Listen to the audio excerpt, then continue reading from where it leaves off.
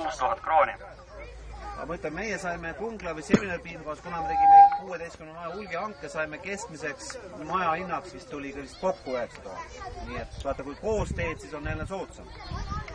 Ja põhimõtteliselt samal ajal alustasime ka siis maja projekteerimist ja projekteerimise üldnõuded olid meil selles, et oleks piirded, katus, küte ja ventilatsioon, et need kõik oleks ära projekteeritud ja lisaväärtusena sinna juurde siis ventilatsioonilt siis soojust tagastuva süsteem, mille saab üle kanda siis soojale veele.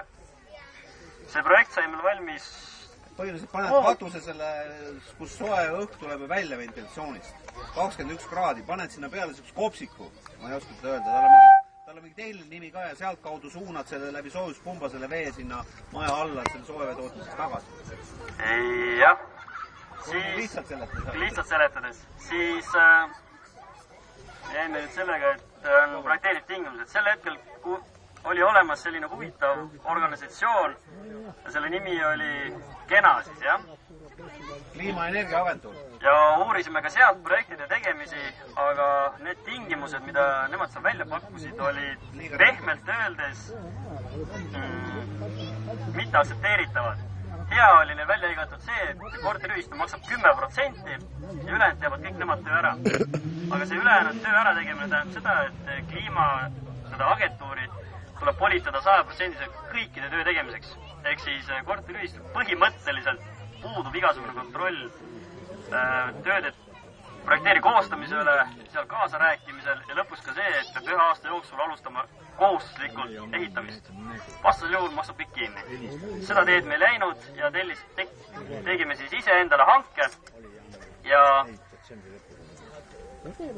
saime siis 3 pakkumist, 4, aga põhimõtteliselt 3 kompleksi renoveerimise peale ja hinnad kõikusid alguses siis 50 000 kroonist kuni 80 000 kroonini. Ja lõppkokkuvõttes siis tuli projekti maksumus meil 64 000 krooni. Ma räägin praegu kroonidest. 64 maja peale. 64 000 krooni projekt. Ja see projekt nüüd me valisime just sellepärast, et see projekt on tõesti põhjalik, mis meile tehti. Esiteks ta oli odav, ta on põhjalik ja siiamaani ei ole nagu ükski ehitaja selle peale nagu väga halvasti vaadanud.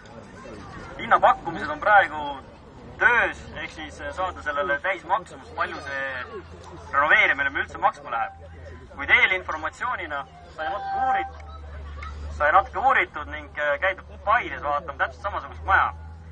Me ei vaata nüüd sellist maja nagu siin kõrval on, sest meil on paneel niivõrd iseäralik, et sellised lahendused meil ei sobi, mis lähevad siia. Meil on nagu sellised ruudukujulised paneelid. Täpselt, meil on ruudukujulised paneelid ja sealt külmasildade väljavõtmine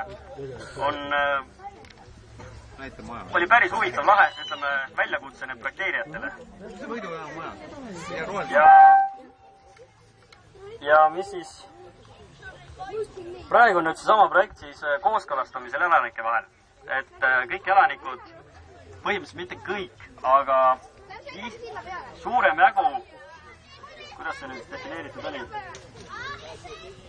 elamispinda omavatest korteriomanikest, 51%, kes elamispinda omavad, peavad andma selle nõusoleku ja alles pärast seda saab taotleda siis ehitusluba, jah. Et praegu meil on see protsess nagu töös. Ja ma peaksin ütlema seda, et elanikud on nii ja naa.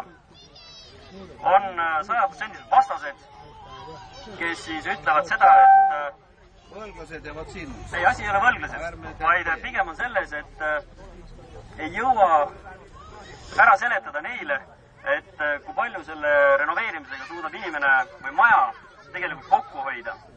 Ja mina tegin selle arvutuse ära väga pinnapealse, väga suure võib-olla kõikumisega.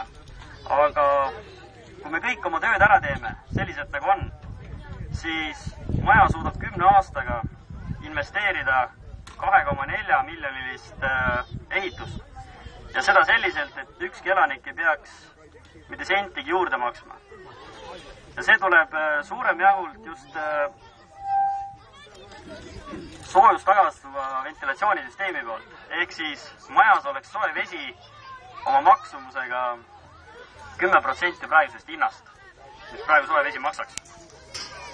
Ehk siis sealt tuleb väga suur kokkuhoid. Ja teine asi loomulikult ka kütte kokkuhoid, et ikkagi paneelidest läheb ikka väga palju soovi välja. Ja praegu nii kaugel olemegi. Ehk siis kooskõlastamise asjad. Et praegu sa oled maja kohta pannud tegelikult juba omanike raha kuskil 60 või 70 000 juba nii-öelda magama.